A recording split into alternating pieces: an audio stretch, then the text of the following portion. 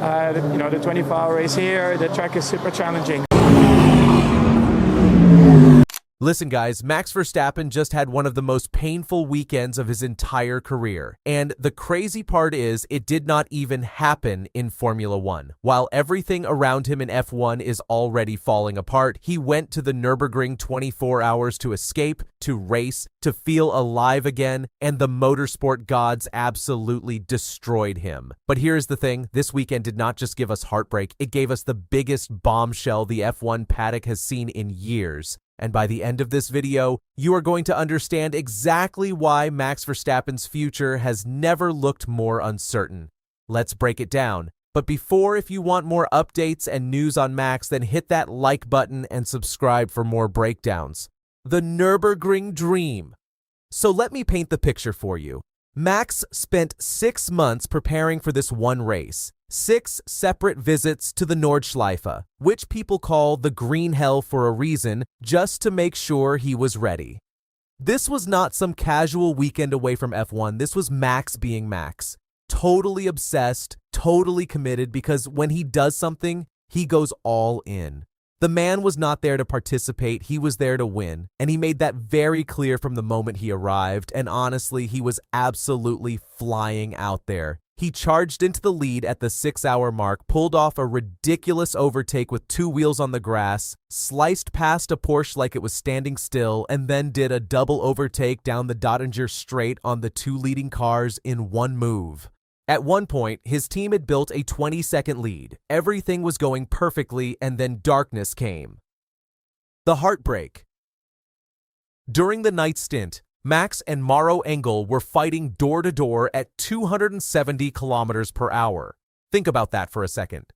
These two banged doors at nearly the speed of a commercial airplane landing, and both somehow kept their cars on track. It was the kind of moment that makes you remember why motorsport is unlike anything else on Earth. But with just 3 hours left in the race, when the win was basically already in the bag, disaster struck. A drive shaft failure hit the car, the ABS collapsed, and the number 3 Mercedes was suddenly crawling back to the pits with the entire race slipping away. The team tried everything they could to fix it, but some problems just cannot be solved in a pit lane garage with the clock running down. Their teammate Juncadella said it best, "It is just motorsport, nobody is to blame, it just happens." But Jules Gounon put it in words that hit differently when he said the word heartbroken does not even come close to what the team was feeling that night. Same story, different track.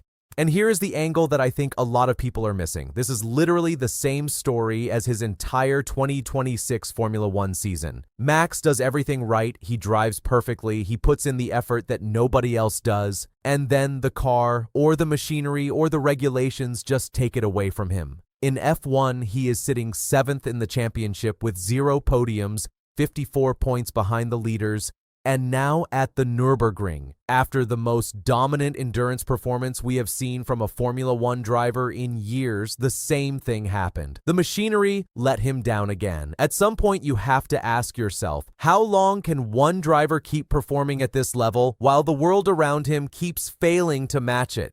The bombshell nobody saw coming.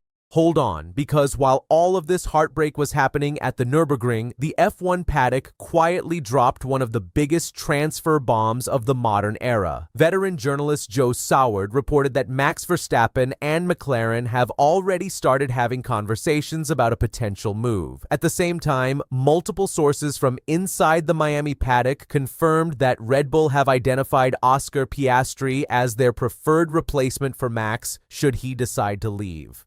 So think about what that means. Piastri potentially going to Red Bull, Max potentially going to McLaren, and Mark Webber, who is Piastri's manager and a former Red Bull driver himself, is reportedly already exploring options. Ralf Schumacher even went on record saying it would be a logical swap, the kind of deal that only happens once in a generation, and it might actually be happening right now. And the fact that serious names are already being positioned on both sides of this swap tells you everything about how bad the situation at Red Bull really is.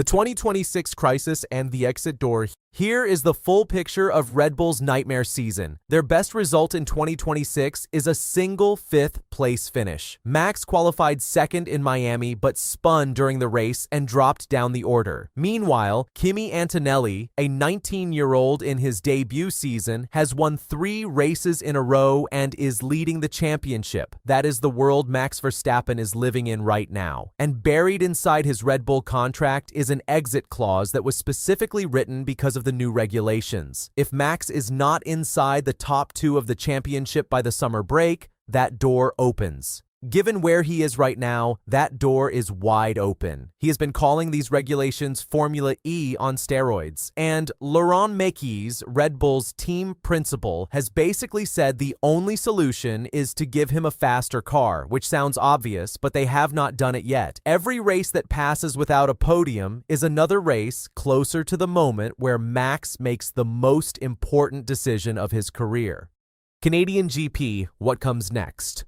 So, after all of this, Max now heads straight into the Canadian Grand Prix this weekend, May 22 to 24, at the Circuit Gilles Villeneuve in Montreal. And this race matters more than any other so far this season, because Canada is his track. He won there in 2022, 2023, and 2024, 3 years in a row. If there is any circuit where Max can drag that Red Bull into contention through sheer willpower and confidence, it is this one. Montreal is also a circuit that rewards heavy braking and raw driver confidence more than almost anywhere else on the calendar. And those are 2 things Max has in absolute abundance. Analysts have been saying Montreal is the proof point for Red Bull. If he gets on the podium, the conversation about exit clauses goes quiet.